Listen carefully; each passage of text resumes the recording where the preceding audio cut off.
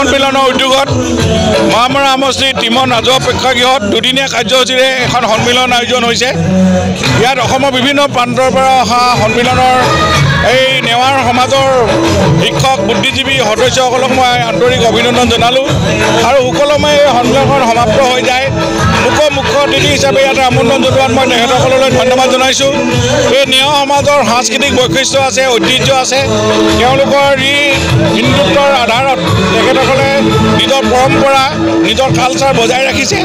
এইটো আমি তেখেতলোকক ধন্যবাদ জনাইছোঁ আৰু তেখেতসকলে অসমীয়া সমাজৰ লগত মিলি আজি অসমীয়া সমাজখনৰ শক্তিশালী কৰি তুলিছে আৰু তেওঁলোকে নিজৰ কৰ্মৰ যোগেদি নিজৰ সমাজখনত তেওঁলোকৰ নিজৰ পৰিচয় দেখুৱাইছে আৰু তেওঁলোক খুব আদৰৰ আৰু খুব তেওঁলোকে নিজৰ সকলোকে আঁকোৱালি লোৱা এটা জনগোষ্ঠীৰ ভিতৰত নেৱাৰ সমাজে আজি এটা বৈশিষ্ট্য লৈ আহিছে আৰু তেওঁলোকে এটা নিদৰ্শন লৈ সমাজত সকলো দিশতে সহায় কৰি আহিছে। গতিকে অসমীয়া সকলো সংস্কৃতি পৰম্পৰা মানি আৰু তেওঁলোকে নিজৰ সংস্কৃতিও সুৰক্ষিত অৱস্থাত ৰাখি আজি তেওঁলোকে নিজৰ সাজ পোছাক পৰিধান কৰি নিজৰ কৰ্ম সংস্কৃতি বজাই ৰাখিছে।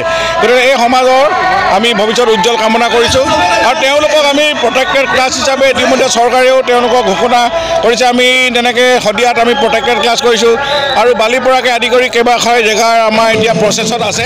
মই ভাবোঁ তেখেতসকলে মাটি আদি সকলো সুবিধা পাবলৈ সক্ষম হ'ব আৰু ইয়ে আমাৰ সমাজখন অধিক শক্তিশালী কৰিব বুলি মই